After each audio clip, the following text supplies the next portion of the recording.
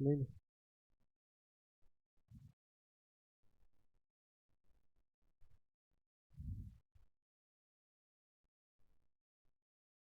चलिए। तो बहुत दिनों बाद जो है हम लोग मिल रहे हैं, है ना। तो अस्वस्थता के कारण जो है क्लासेस नहीं हो पा रही थी, तो इसके लिए खेद है। ठीक है। अभी तो बहुत सारे रिसोर्स हैं, आप उस सब चीज़ों को देखिए। ठीक है, कंटिन्यूटी पे काम करिए, यही बोल सकते हैं। ठीक है। जैव विविधता।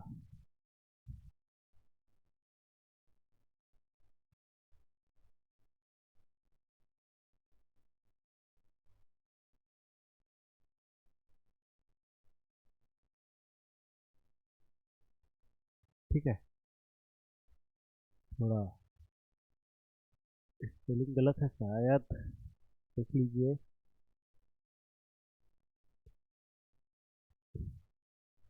का बायोडाइवर्सिटी। बायोडाइवर्सिटी। ठीक है।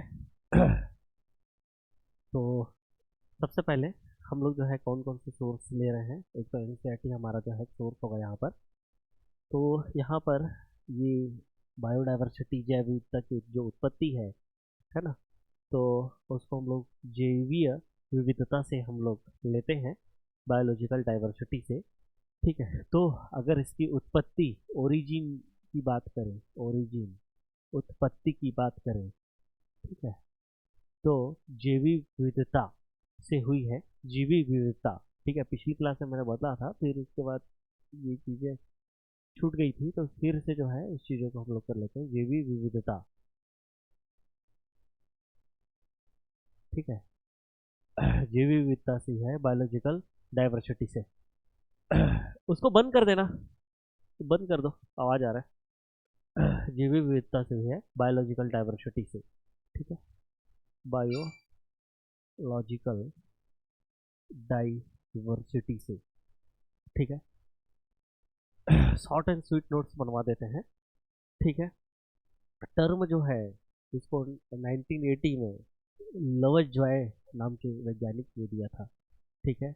ये टर्म जो है बायोलॉजिकल डाइवर्सिटी जो है टर्म है, इसको term given by, term given by लवज Joy,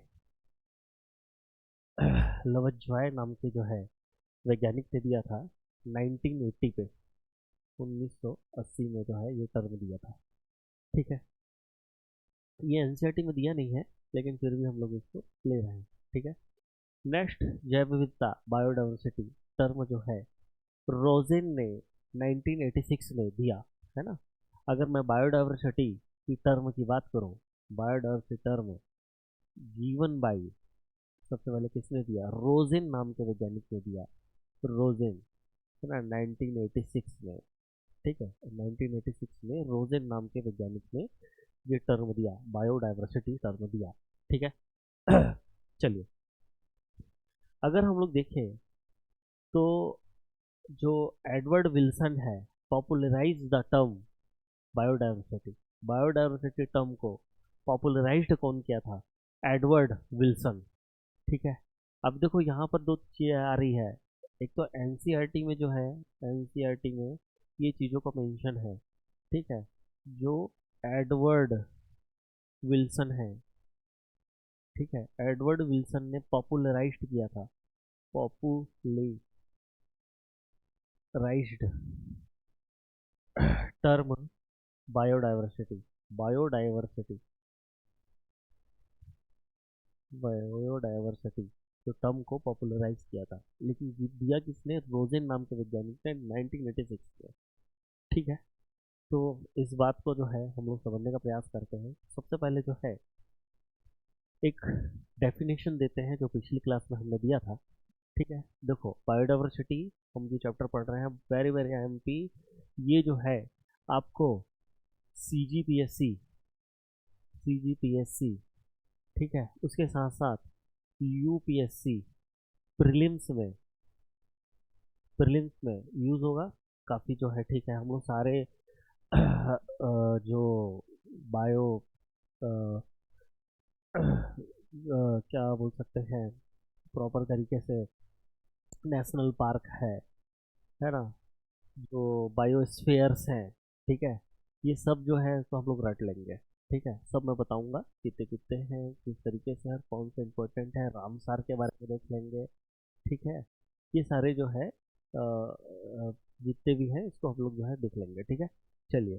तो इसकी परिभाषा हम लोग जो है लिखने का प्रयास करते हैं। मतलब किसी विशिष्ट क्षेत्र में विशेष समय के अंतर्गत पादप समूह एवं जंतु समूह की जेनेटिक स्पीसीज एवं इकोसिस्टम के कुल समूह को जैव विविधता कहते हैं। ठीक है, अब देखो ये बात कैसे आई, है ना, इस बात को हम लोग समझने का प्रयास करते हैं कि इसके जो टाइप्स होते हैं या लेवल ऑफ बायोडाइवर्सिटी है। तो लेवल ऑफ बायोडाइवर्सिटी को हम लोग सबसे पहले देखने का प्रयास करते हैं, लेवल ऑफ बायोडाइवर्सिटी। उसके बाद हम लोग जो है डेफिनेशन देखेंगे, levels of biodiversity, levels of biodiversity, जैव विविधता के स्तर, है ना, जैव विविधता के स्तर, जैव विविधता के स्तर की बात करो तो यहाँ पर तीन स्तर है। ठीक है, तीन स्तर पर जो हम लोग बात करेंगे, पहला जननिकी, ये जेनेटिक लेवल ऑफ बायोडाइवर्सिटी, एक तो जननिकी, है ना, ठीक है, जेनेटिक, जेनेटिक लेवल ऑफ,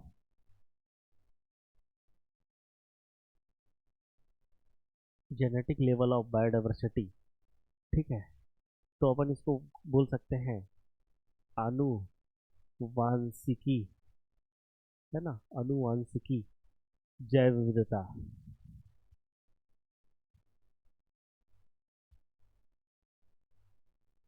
आनुवांशिकी जैव विविधता।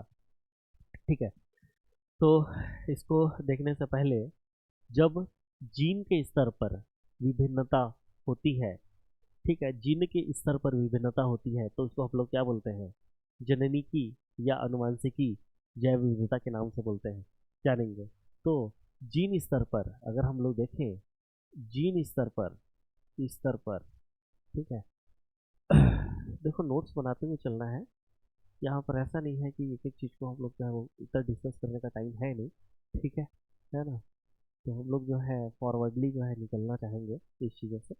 अगर जीन स्तर पर विभिन्नता अगर है, जीन स्तर पर विभिन्नता हो तो उसको हम लोग क्या बोलते हैं, जीन स्तर पर, तो उसको जेनेटिक लेवल ऑफ बायोडाइवर्सिटी या जेनेटिक बायोडाइवर्सिटी के नाम से अगर हम लोग जानेंगे इसको। एक होता है प्रजाति विविधता, ठीक है, या जैव विविधता या विविधता, ठीक है, प्रजाति स्पीसीज, स्पीसीज डाइवर्सिटी, ठीक है, प्रजाति, प्रजाति विविधता, प्रजाति विविधता के नाम से जानते हैं। अगर, ठीक है, प्रजाति या जाति स्तर पर विभिन्नता हो, जाति स्तर पर विभिन्नता हो तो उसको हम लोग का क्या बोलेंगे, स्पीसीज डाइवर्सिटी हम लोग कहेंगे। नेक्स्ट जो है पारिस्थितिकी तंत्र विभिन्नता या विविधता, ठीक है, इकोसिस्टम बायोडाइवर्सिटी, ठीक है। थर्ड, इकोसिस्टम, इकोसिस्टम डाइवर्सिटी, ठीक है। पारितंत्र, पारितंत्र,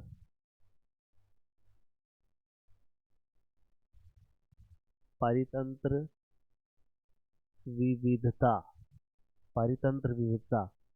अगर, ठीक है, पारितंत्र स्तर पर, पारितंत्र स्तर पर विभिन्नता, पारितंत्र स्तर पर विभिन्नता हो तो उसको इकोसिस्टम डाइवर्सिटी के नाम से जानेंगे। ठीक है, तो यहाँ पर तीन लेवल ऑफ, है ना, तीन अपने को क्या है, लेवल ऑफ बायोडाइवर्सिटी मिला। पहला जेनेटिक बायोडाइवर्सिटी, अगर जीन स्तर पर विभिन्नता हो। दूसरा स्पीसीज डाइवर्सिटी, अगर प्रजाति या जाति स्तर पर विभिन्नता हो।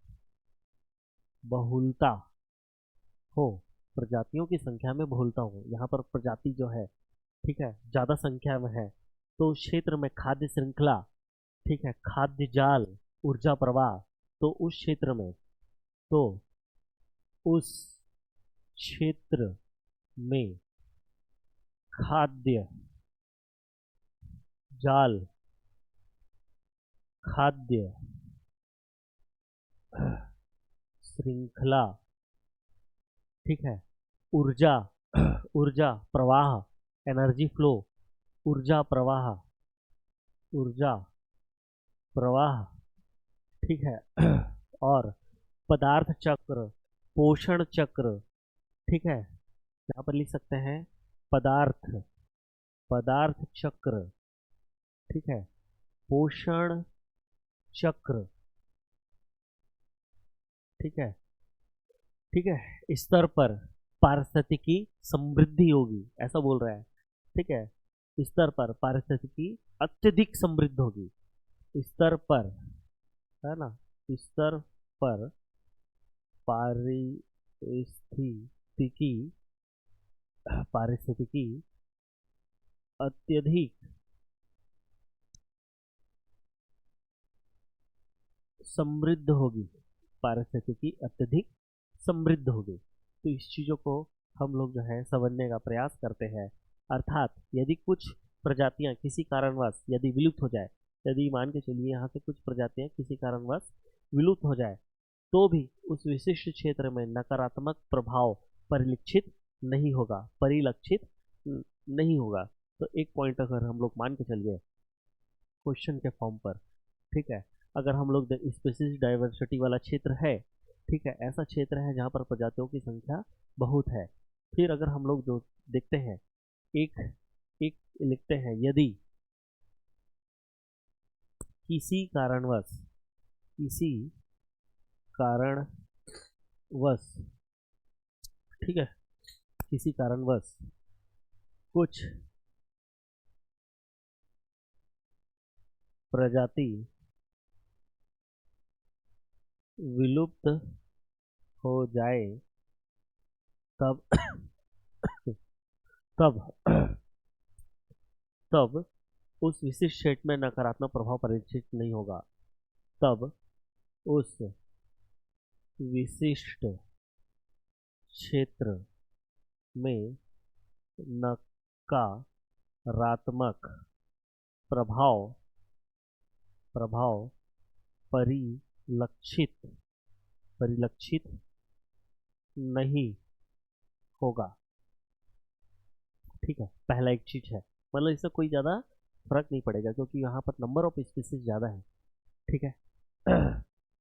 उदाहरण के तौर पर जैसे विषुवत क्षेत्रीय बायोम, उष्णकटिबंधीय मानसूनी बायोम, यहाँ पर ये जो है स्पीसीज डाइवर्सिटी यहाँ पर बराबर मात्रा में है, ठीक है ना। तो एक नेक्स्ट पॉइंट हम लोग देखते हैं, उदाहरण विषुवतीय या विषुवत क्षेत्रीय बायोम, अपन उदाहरण देखते हैं, उदाहरण विषुवत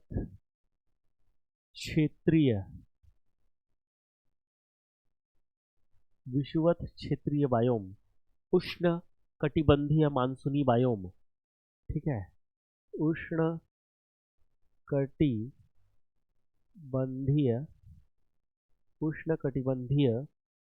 ठीक है, मानसूनी बायोम,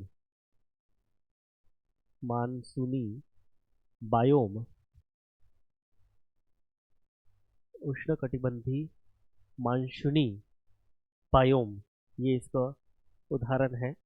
परंतु जिस क्षेत्र में प्रजाति विविधता कम होती है, एक हम लोग निकालते हैं, जैसे कि मैंने पहले बोला कि ऐसा क्षेत्र है विषुवतीय क्षेत्रीय बायोम और उष्णकटिबंधीय मानसूनी बायोम की बात कर रहा हूँ मैं। तो देखिए समझिए, यहाँ पर प्रजाति विविधता जो है अत्यधिक मात्रा में, यहाँ पर अगर कोई एक दो स्पीसीज भी गायब होगा तो यहाँ पर पारिस्थितिकी को कुछ नहीं होना है, ठीक है। लगी ऐसा क्षेत्र जहाँ पर शुरुआत से ही प्रजातियों की संख्या कम है, या प्रजाति विविधता जो है स्पीसीज डाइवर्सिटी कम होती है, तो उस क्षेत्र में यदि कोई प्रजाति या कुछ प्रजाति विलुप्त हो जाते हैं तो वहाँ का पारिस्थितिकी पारितंत्र पर प्रतिकूल प्रभाव पड़ता है, अर्थात पारिस्थितिकी असंतुलन होता है। ठीक है। चलो, तो यदि, है ना, सेकंड पॉइंट फिर हम लोग इसमें लेते हैं, यदि किसी क्षेत्र की प्रजाति विविधता प्रजाति विविधता कम हो तो कम हो तब कम हो तब यदि किसी क्षेत्र की प्रजाति विविधता कम हो तब,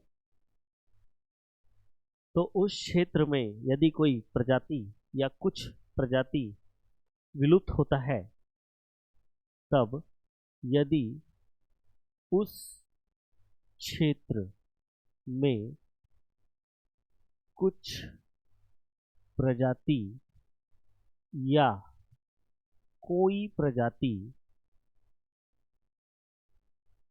विलुप्त विलुप्त होता हो, तब उस क्षेत्र की पारिस्थितिकी पारितंत्र में प्रतिकूल प्रभाव पड़ेगा। तब उस क्षेत्र की पारिस्थितिकी पारिस्थितिकी पारितंत्र में प्रतिकूल, ठीक है, प्रतिकूल प्रभाव पड़ेगा। अर्थात पारिस्थितिकी असंतुलन होगा। असंतुलन होगा। आप इसको जो है नोट कर सकते हैं। ठीक है। उदाहरण टुंड्रा बायोम, छोटा सा बायोम है ना। उदाहरण के तौर पे tundra biome, tundra tundra biome. ठीक है, लिख दो।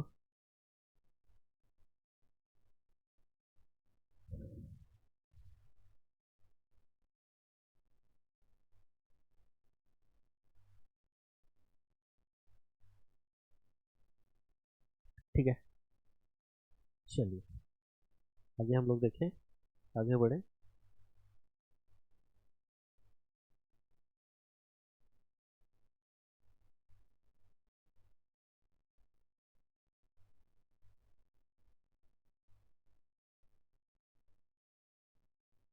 ठीक है, चलिए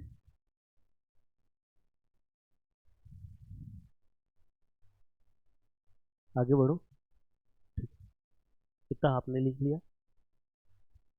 कुछ कहीं ना कहीं कुछ विद्वानों द्वारा ये कहा गया है कि जो स्पीसीज डाइवर्सिटी है और बायोडाइवर्सिटी है, दोनों एक दूसरे के समानार्थी शब्द है। ठीक है, वो एक दूसरे के समानार्थी शब्द है। अगर भारत में लगभग 8% जीव जंतु समूह, ठीक है, और पादप समूह का 15% पूरे विश्व की तुलना में है। ठीक है, तो अगर मैं बात करूं, है ना, भारत में भारत में जीव जंतु समूह 8%, पादप समूह 15% पूरे विश्व की तुलना में है। पूरे विश्व की तुलना में भारत में जीव जंतु समूह का बायोडाइवर्सिटी, जैव विविधता, वो कितना है? 8% है। और आपका पादप समूह का जैव विविधता वो कितना है? 15% है।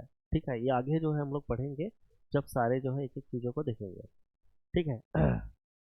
अगर हम लोग देखें तो भारत में यह क्षेत्र मुख्य रूप से, है ना, इन 4 प्रमुख क्षेत्र में बहुल रूप से उपलब्ध है।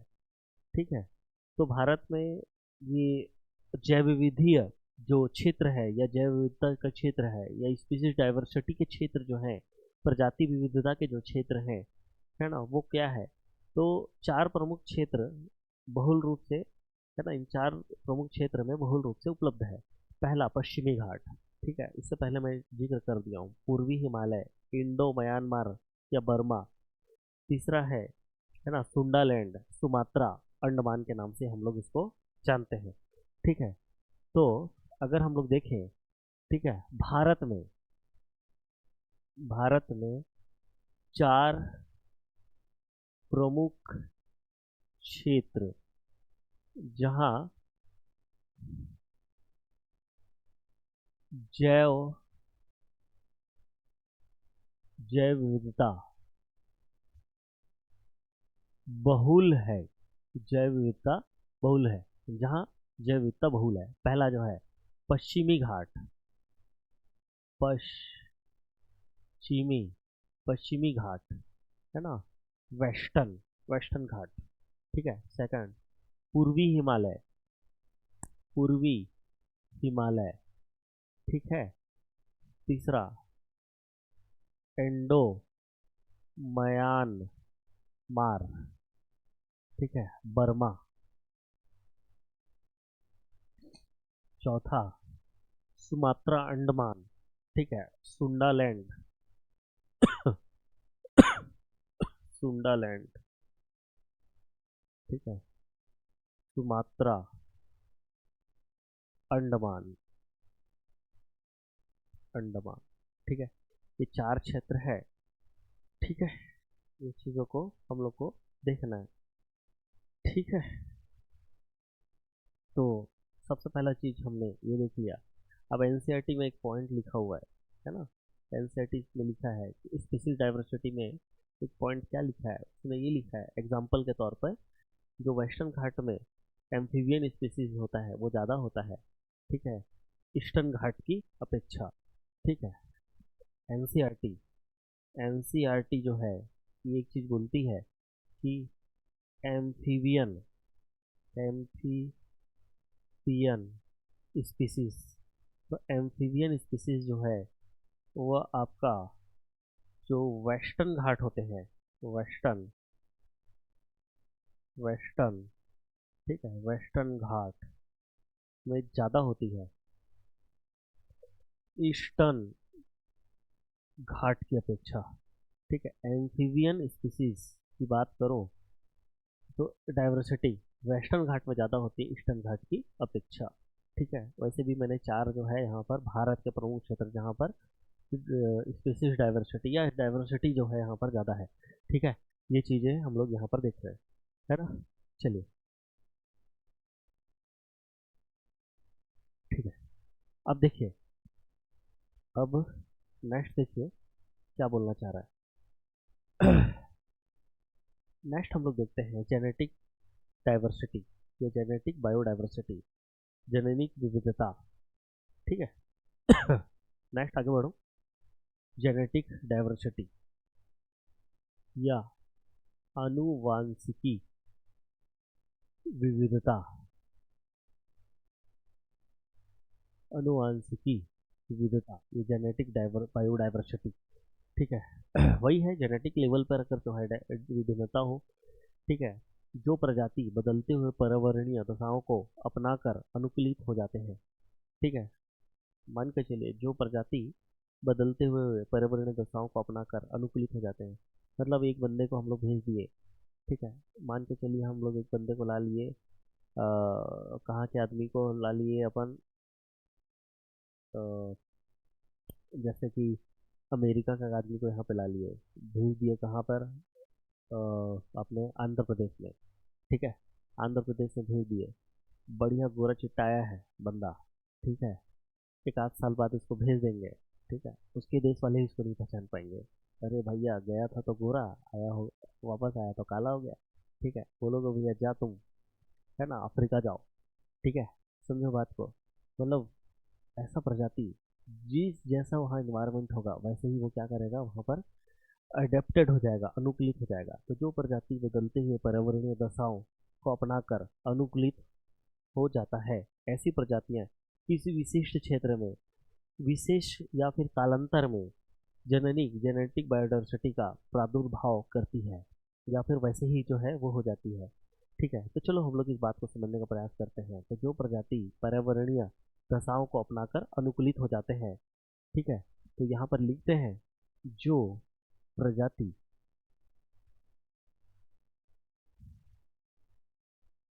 बदलते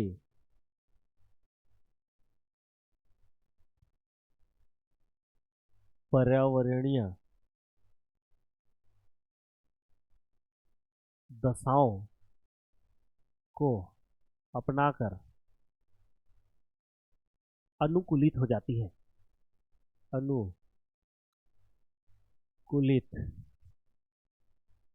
हो जाती, और स्पेलिंग गलत लिख रहा हूँ, अनुकूलित हो जाती हो। ऐसी प्रजातियां, ऐसी प्रजातियां,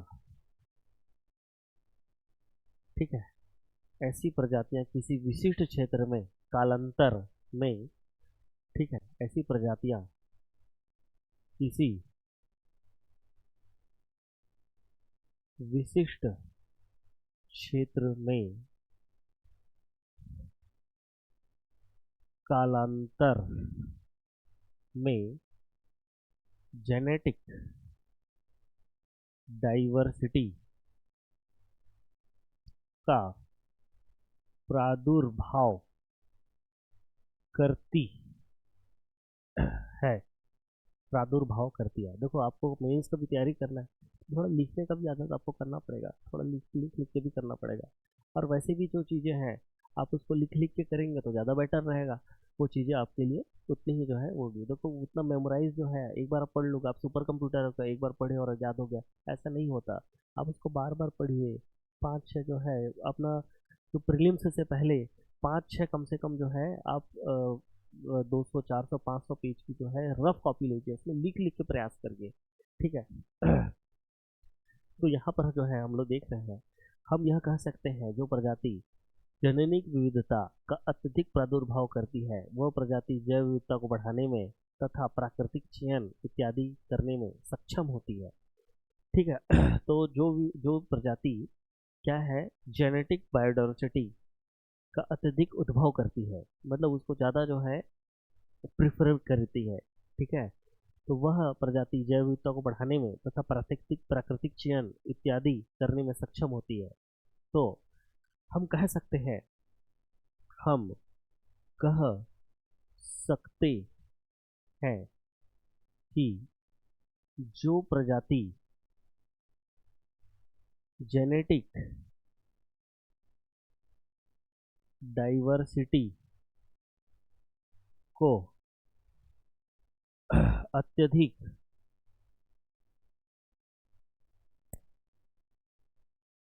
अपना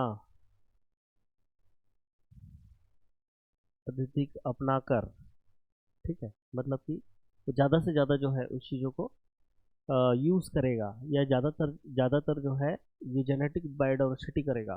ठीक है, तो अपना अपना कर प्रजाति विविधता को बढ़ाने में, ठीक है, अपना कर प्रजाति विविधता को बढ़ाने में तथा प्रजाति विविधता को बढ़ाने में तथा प्राकृतिक चयन, ठीक है, नेचुरल सिलेक्शन, प्राकृतिक चयन करने में सक्षम होती है, करने में सक्षम होती है, प्राकृतिक चयन करने में सक्षम होती है। तो आनुवंशिकी विविधता को हम लोग यहाँ पर देख लिए। यदि जेनेटिक बायोडाइवर्सिटी अगर नहीं हो तो उस विशेष क्षेत्र में जैव की एक या जीव की एक रूपता अत्यधिक परिलक्षित होगी। समझ रहे, एक व्यक्ति जो है दूसरे व्यक्ति से अलग दिखना चाहिए, या फिर जो है एक स्पीसीज दूसरे व्यक्ति से दूसरे स्पीसीज से अलग होना चाहिए।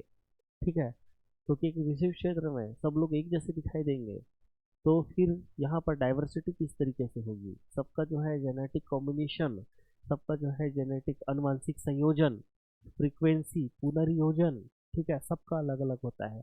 ठीक है, अगर मैं आपको बोलूँ यहाँ पर फल मक्खी का जो है जेनेटिक कॉम्बिनेशन की बात करो तो 2n is equal to 1400 chromosome. ठीक है, अगर मटर की बात करो, मटर पी ठीक है, गार्डन पी बोलते हैं। तो वो 2n=14 होता है क्रोमोसोम। अगर हमारी बात करें तो 2n=46 क्रोमोसोम होता है। तो सबका जेनेटिक कॉम्बिनेशन अलग अलग है ना, और सब अलग अलग दिख रहे हैं। ठीक है, तो यहाँ पर जो है, यदि जेनेटिक कॉम्बिनेशन, हम लोग फिर ऐसी बात करते हैं, यदि जेनेटिक डाइवर्सिटी जेनेटिक डाइवर्सिटी ना हो तो उस क्षेत्र में, है ना, एक रूपता हो जाएगी, एक रूपता हो जाएगी। ठीक है, तो ये सारी चीज़ों है आपको देखना पड़ेगा। ठीक है, ठीक है, चलिए। तो जेनेटिक यहाँ पर क्या लिखा है, diversity shown by a single species at the genetic level. एक स्पीसीज है वो शो कर रहा है डाइवर्सिटी, एक स्पीसीज, ठीक है, एक जेनेटिक लेवल पर। जैसे जैसे एक स्पीसीज है ना, उसकी अलग अलग डाइवर्सिटी, मतलब अपने आप को जो है जेनेटिक लेवल पर अलग अलग जो है शो कर रहा है। चलो एनसीईआरटी क्या बोलती है, एनसीईआरटी के हिसाब से हम लोग थोड़ा चलते हैं। एनसीईआरटी ये बोलती है, उदाहरण, है ना, तो diversity diversity shown by a single species at at genetic level. ठीक है, तो यहाँ पर हम लोग देखते हैं एनसीईआरटी के हिसाब से, एनसीईआरटी बोलती है कि अनुवांशिकी अनुवांशिकी, ठीक है, स्तर पर, अनुवांशिकी स्तर पर, ठीक है, एक जाति के द्वारा, एक जाति के द्वारा विविधता,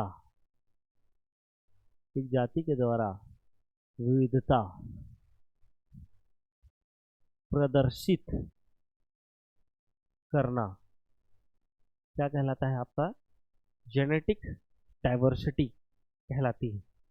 ठीक है, तो राउवोल्फिया वोमी, जो वोमी टोरिया हिमालय में प्रेजेंट होता है। राउवोल्फिया एग्जाम्पल के तौर पर हम लोग देखते हैं, राउ राउवोल्फिया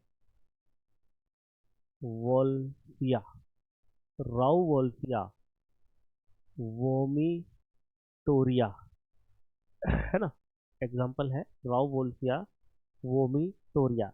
ये जो है प्रेजेंट होता है कहाँ पर, हिमालय में। कहाँ प्रेजेंट होता है, हिमालय में। ठीक, अब देखिए समझिए, genetic variation in potency and concentration of chemical reserpine. ठीक है, एक्चुअली में इसको क्या बोलते हैं, सर्पगंधा के नाम से जानते हैं, सर्पगंधा, है ना, सर्पगंधा जो है इसका नाम है। राउवोल्फिया जो है से निकलता है रेशर साउवल रेशर पाइन, रेशर पाइन करके जो है एक एल्कलाइड निकलता है, एल्किलॉइड निकलता है। इसका पोटेंशी और इसका कॉन्सेंट्रेशन, अगर मान के छत्तीसगढ़ में कहीं रॉ वोल्फिया वोमिट एरिया कर रही है और हिमालय का रॉ वोल्फिया वोमिट एरिया है, तो हिमालय का रॉ वोल्फिया वोमिट एरिया जो है वहाँ से जो रेशर पिन होता है उसकी पोटेंसी, क्षमता, पोटेंसी, और उसका कॉन्सेंट्रेशन, कॉन्सेंट्रेशन, है ना, चाहिए सी ज़्यादा होगी भाई, है ना, छत्तीसगढ़ या किसी अन्य क्षेत्र में पाए जाने वाले सर्पगंधा या राउल वोल्फिया वोर्पेटाइन वोमिटोरिया की। ठीक है, तो India has more than 50 different strain of rice and 1000 varieties of mango, ये सब जो है पाया जाता है। तो ये क्या है, एक जेनेटिक वेरिएशंस जो है। ठीक है, अब देखो रेसर पाइन जो है क्या चीज यूज होता है, ये उच्च रक्तचाप में यूज होता है। ठीक है, हाई ब्लड प्रेशर में यूज होता है, आयुर्वेदिक पैथी में जो है इसका हाई ब्लड प्रेशर में यूज किया जाता है। ठीक है, चलिए, पहला चीज तो हम लोग एक देख लिए, है ना, राउ वोल्फिया वोमिटोरिया का। ठीक है, हिमालय में पाया जाने वाला है, उसका पोटेंसी कॉन्सेंट्रेशन जाहिर सी बात है ज़्यादा होगा। अब वहीं अगर मैं दूसरी बात करूँ, ठीक है, 50,000, है ना, वेराइटीज़ है, वेराई 50,000 वेराइटीज़ है। किसकी? राइस की, इंडिया में। ठीक है, कहाँ पर? इंडिया में। इंडिया में 50,000 राइस की वैरायटी है, समझ में? इंडिया में। ठीक है, डिफरेंट स्ट्रेन या वैरायटी की बात करता हूँ। ठीक है, और वहीं पर 1000 वैरायटी ऑफ मैंगो है यहाँ पर। ठीक है, और वहीं पर तीसरा 1000 वैरायटीज किसकी है? मैंगो की है। 1000 वैरायटीज जो है मैंगो की है। इतना चीज है यहाँ पर, ये भी देख लिए। नेक्स्ट जो है इकोसिस्टम बायोडायवर्सिटी की बात करता हूँ। ठीक है, आज ये जो है आपके उसमें चला जाएगा। ठीक है, अपलोड हो जाएगा। आप लोग जो है नोट्स बनाते शुरू कर देना। ठीक है ना? मैं उम्मीद करता हूँ एग्जाम से पहले जो है ये चीज़ें हम लोग निपटा देंगे। ठीक है, अब इकोलॉजिकल बायोडायवर्सिटी या पारिस्थितिकी तंत्र या पारिस्थितिकी विविधता। ठीक है, इतना सारा चीज़ हो गया, सब लिख लिए। ठीक है, लिखिए इसको जल्दी से।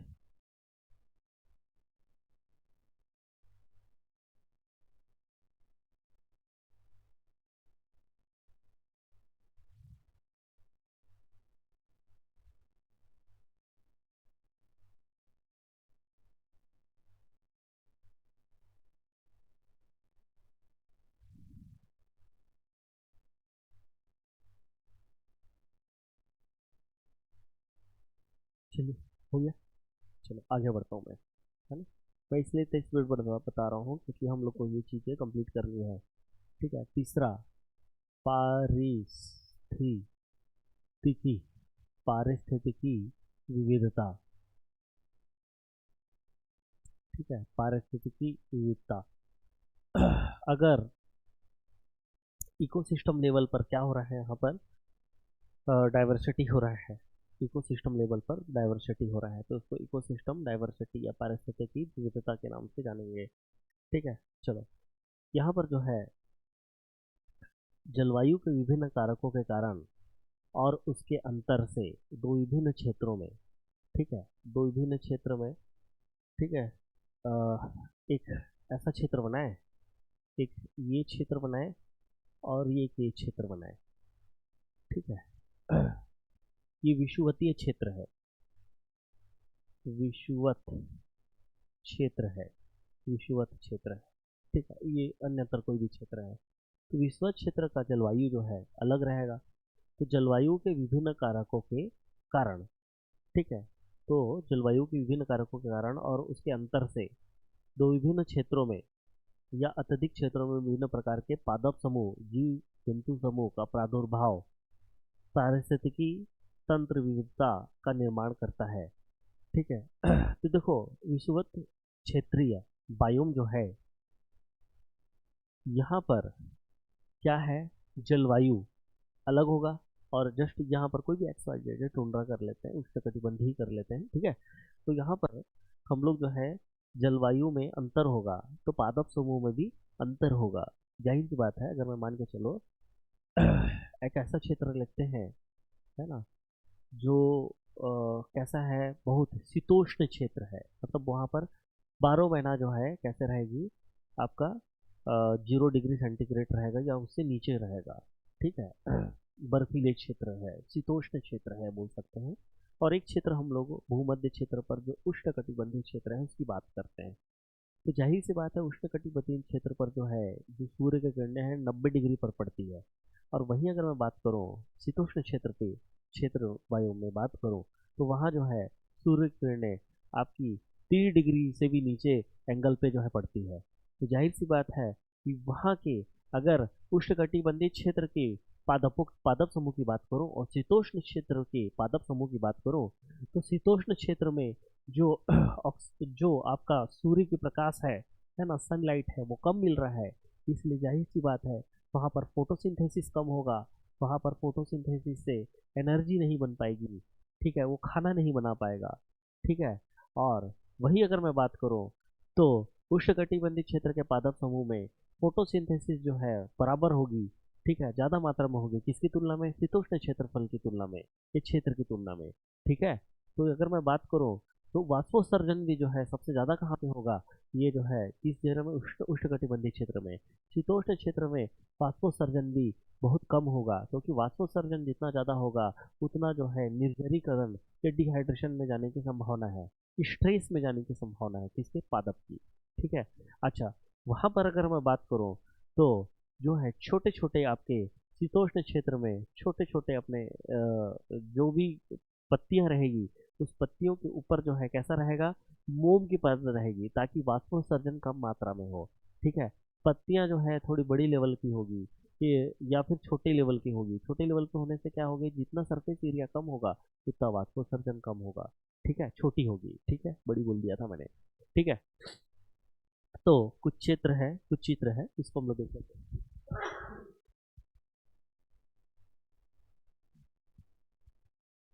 कहूँगा यहाँ पर थोड़ा सा स्वास्थ्य खराब होने की वजह से जो है चीज़ें जो है इतने अच्छे से नहीं हो पा रही है, इसके लिए माफ़ी चाहूँगा मैं। ठीक है। जलवायु के विभिन्न कारकों के कारण। ठीक है। तो यहाँ पर अगर मैं बोलूँ जलवायु के जलवायु के विभिन्न कारकों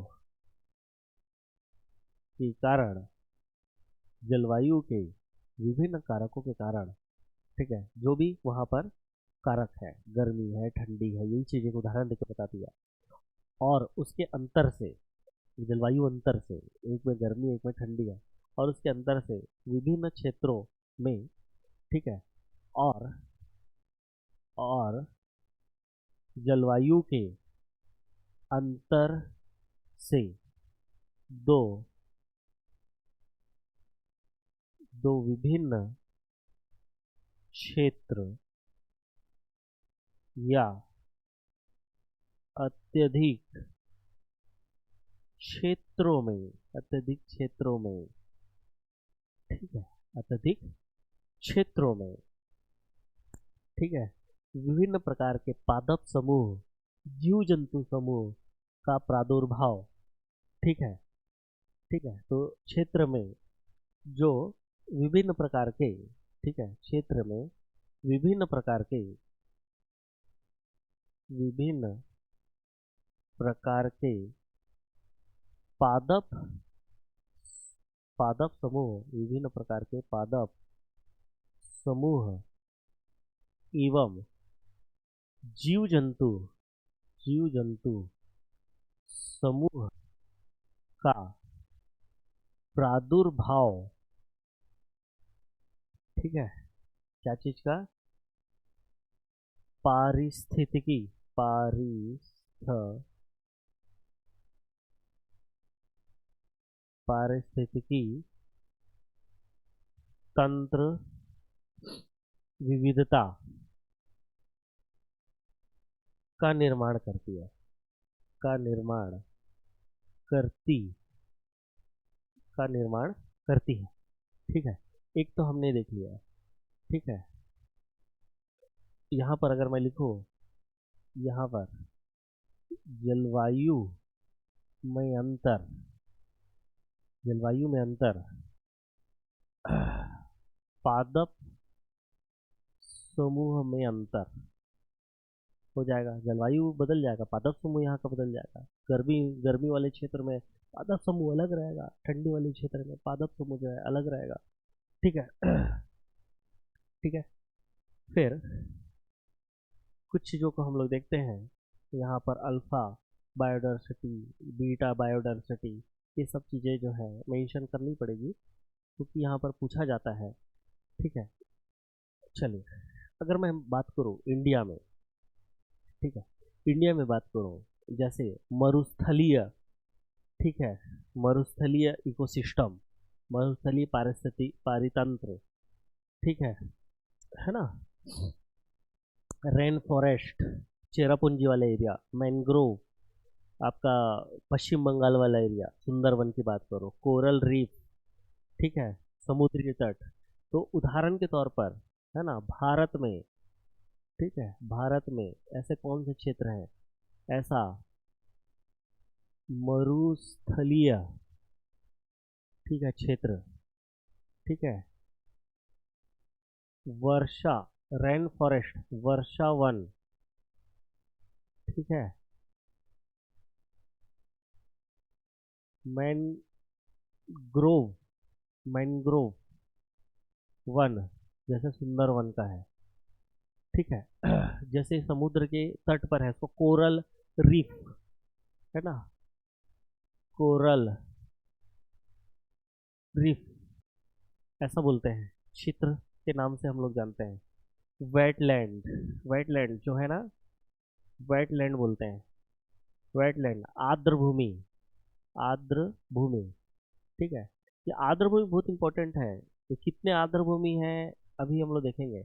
छत्तीसगढ़ में एक आर्द्र भूमि है जो अभी अभी जो है आई है, अभी अभी जो है ये रामसार के साइट में जो है जुड़ी हुई है, छत्तीसगढ़ की, ठीक है, सीजी की, ठीक है। छत्तीसगढ़ में एक आर्द्र भूमि जुड़ी है, आप इसको देख लेना भाई, ठीक है, ठीक है।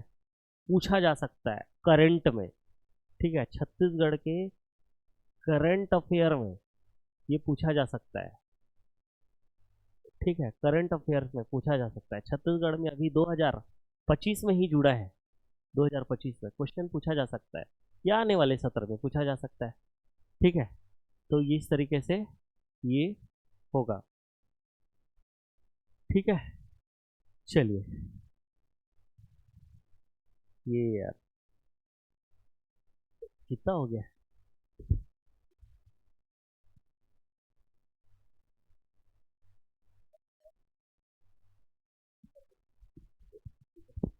चलिए, ठीक है। अब देखिए, हम हमारे पास जितना चीजें हैं हम लोग उस चीजों को देख रहे हैं। एश्योरिस, एश्योरिस भी जो है क्वेश्चन से पूछा जाता है, ठीक है। एश्योरिस किसको कहते हैं, एश्यूरी, एश्योरी किसको बोलते हैं, ये भी जो है पूछा जाता है, ठीक है। तो आप इन सबको देख लेना, ठीक है। चलिए, तो अब जो है अल्फा, इसके जो है कुछ टाइप्स होते हैं, किसके टाइप्स होते हैं, हमारे पारिस्थितिकी विविधता के कुछ टाइप्स होते हैं। जैसे अल्फा बायोडाइवर्सिटी, पहला अल्फा बायोडाइवर्सिटी, अल्फा बायोडाइवर्सिटी के बारे में हम लोग जो है सबसे पहले देखेंगे, ठीक है। किसी विशिष्ट क्षेत्र में विभिन्न पारितंत्रों के अंतर्गत, जैसे एक विशिष्ट क्षेत्र में ये पारितंत्र ले लिए, एक पारितंत्र ये ले लिए, तो विभिन्न विशिष्ट क्षेत्र में विभिन्न पारितंत्र के अंतर्गत अलग अलग प्राप्त प्रजाति विविधता को अल्फा जैव विविधता कहते हैं, ठीक है। तो अगर मान के देखते हैं, ये विशिष्ट क्षेत्र है, विशिष्ट क्षेत्र में विभिन्न पारितंत्र, ठीक है, विभिन्न पारितंत्रों के अंतर्गत अलग अलग प्रजाति विविधता को, ठीक है। जैसे कि मैं अगर यहाँ पर लिखता हूँ A B C D E F G H I J K L, ऐसा करके लिखता हूँ, ठीक है। इस तरीके से लिख दिया, ठीक है। तो ये जो है यहाँ पर, यहाँ की इस परितंत्र की प्रजाति विविधता है, ठीक है। फिर उसके बाद यहाँ पर आई जे के, ठीक है, बहुत ज़्यादा लिख लिया, इसको अपन जे के तक कर लेते, ठीक है।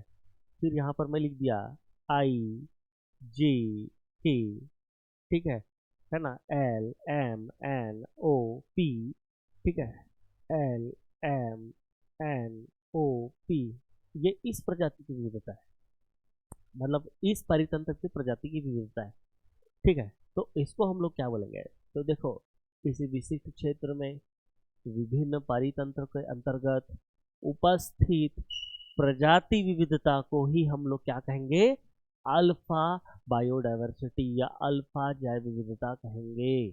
कोई प्रॉब्लम है मेरे दोस्तों। अब देखो, बीटा जैव विविधता को भी हम लोग यहीं पे ही निपटाने का कोशिश करेंगे। बीटा जैव विविधता किसे कहेंगे, किसी विशिष्ट क्षेत्र में, विशिष्ट क्षेत्र के अंतर्गत विभिन्न पारितंत्रों में अलग अलग पाए जाने वाले विशिष्ट प्रजातियों का समूह को बीटा जैव विविधता कहते हैं।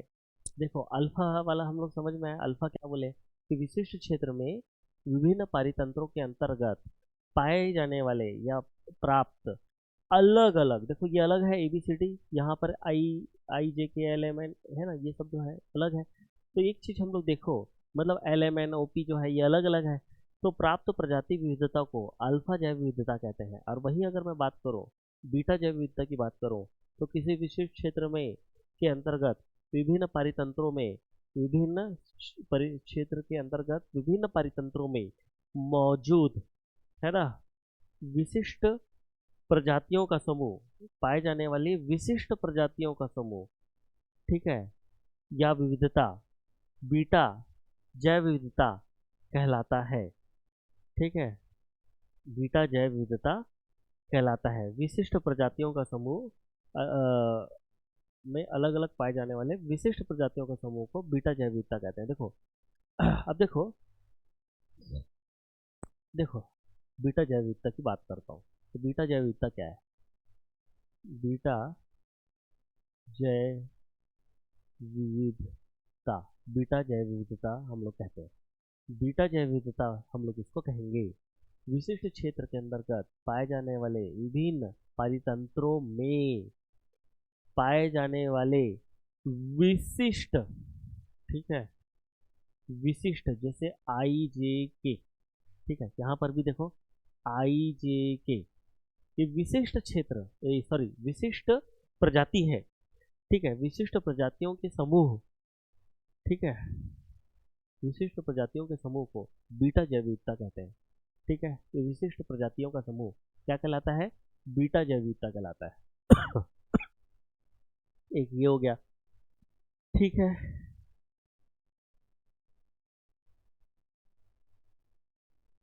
ये हो गया।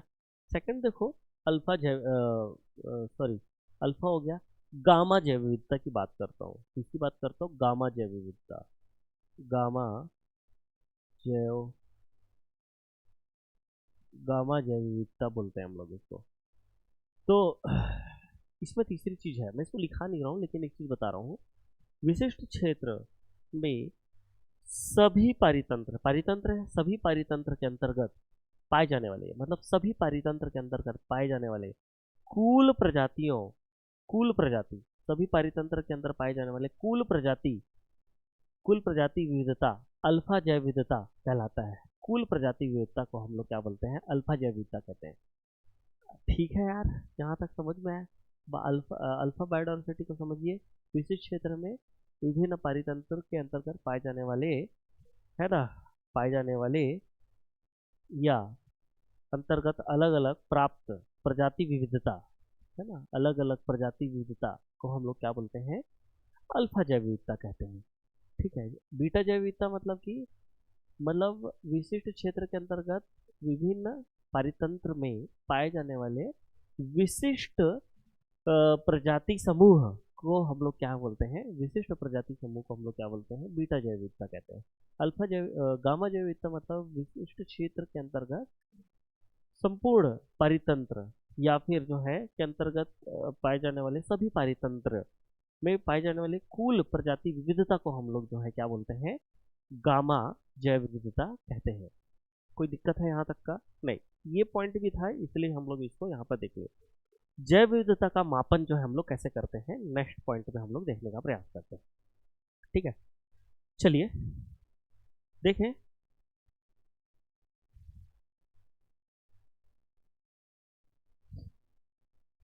जैव विविधता का मापन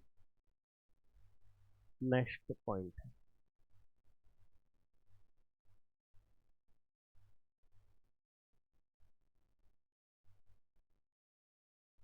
जैव विविधता का मापन।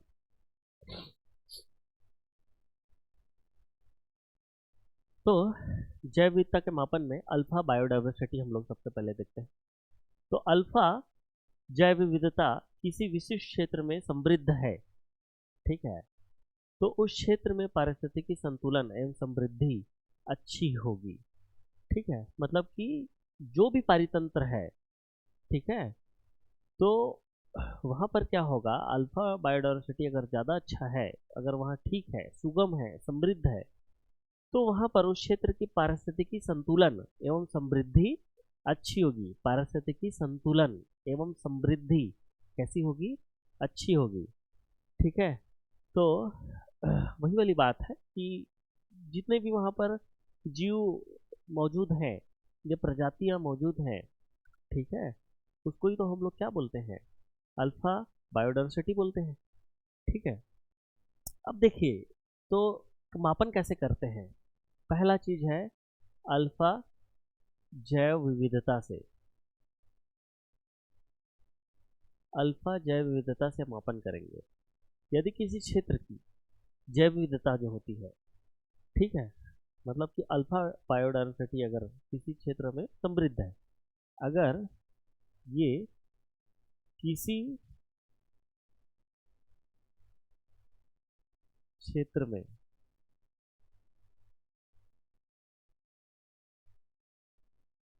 समृद्ध, स्पेलिंग गलत लिखा हो, समृद्ध है, तो वहाँ की पारिस्थितिकी जो तंत्र है वो कैसा होगा, समृद्ध होगा, पारिस्थितिकी संतुलन एवं समृद्धि अच्छी होगी।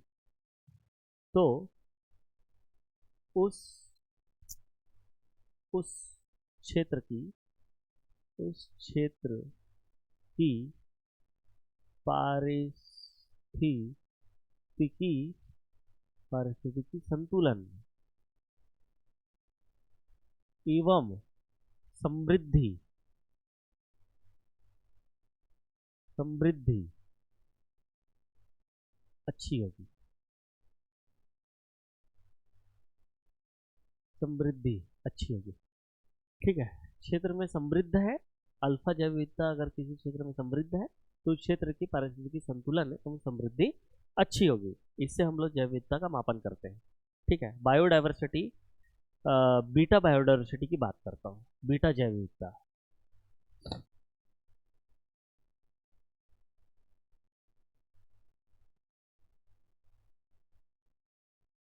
बीटा जैव विविधता, ठीक है,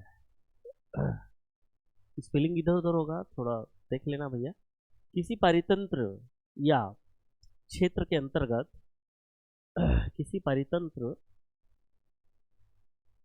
है ना,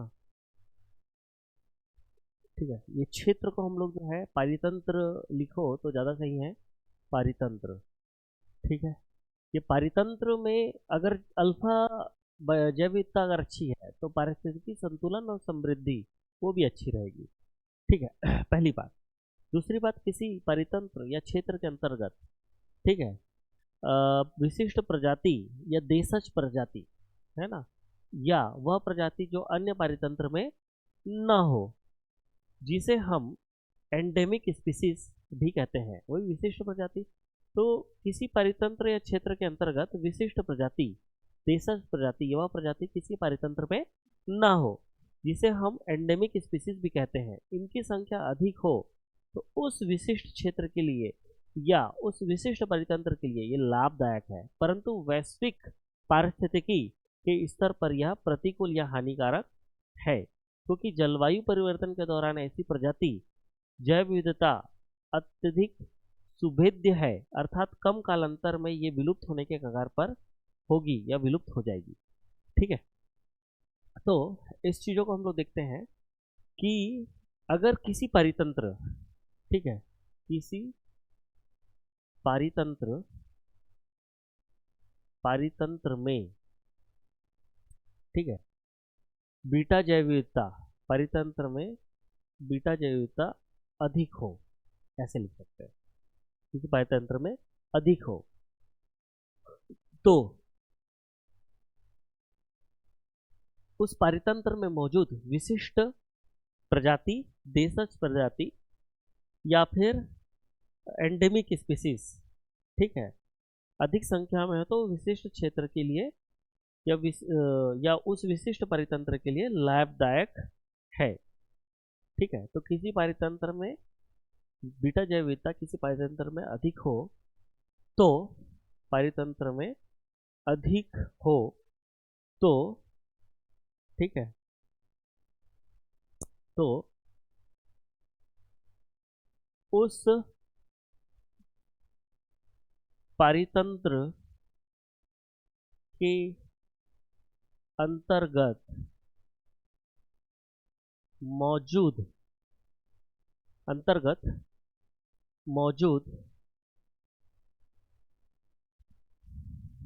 मौजूद विशिष्ट प्रजाति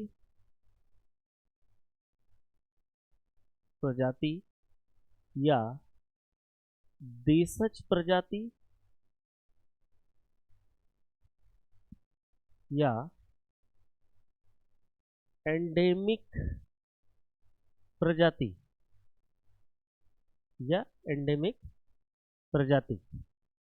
ठीक है, ये हो गया। ठीक है, इनकी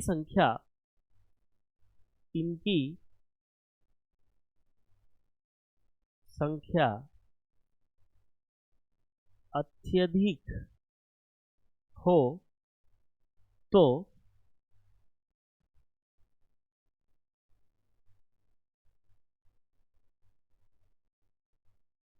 वह परितंत्र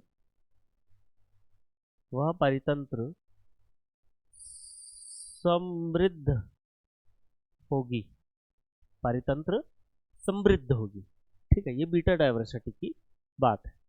ठीक है, परंतु वैश्विक परिस्थिति के स्तर पर यह प्रतिकूल या हानिकारक होगी, है ना। क्यों? क्योंकि जलवायु परिवर्तन के कारण ऐसी प्रजातियां या प्रजाति विविधता अत्यधिक सुभेद्य है, अर्थात कम कालांतर में विलुप्त होने के कगार पर हो सकती है, यह विलुप्त हो जाएगी। ठीक है, अगर ये पूरे विश्व में फैली रहेगी तो विलुप्त होने के ज़्यादा संभावना है इसकी। ठीक है, नेक्स्ट जो है एक चीज़ हम लोग और देखते हैं, गामा बायोडायवर्सिटी की बात करता हूँ। तीसरा, गामा जैव विविधता।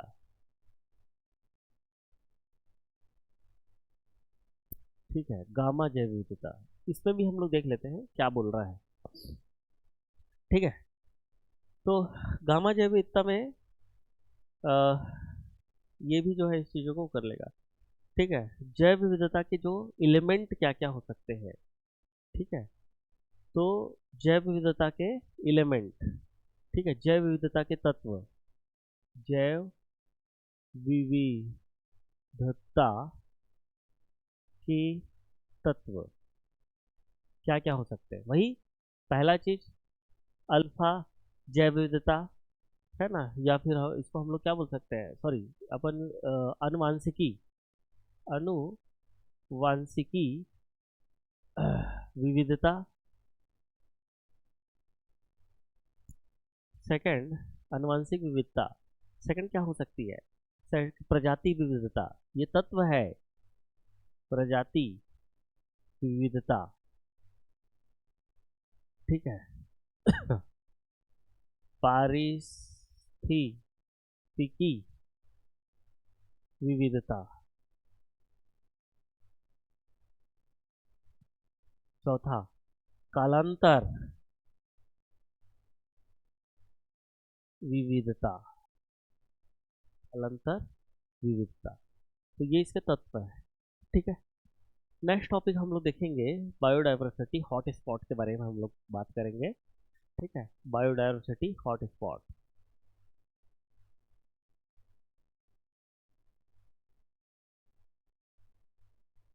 बायोडायवर्सिटी हॉट स्पॉट के बारे में हम लोग बात करते हैं, इसको भी देख लेना भाई। तो अभी हम लोग जो है नेक्स्ट जब लेक्चर हम लोग देखेंगे तो ये चीज़ों को हम लोग देखेंगे। ठीक है, तो आज की सभा हम लोग समाप्त करते हैं। ठीक है, कोशिश करते हैं कि आप जो है इसको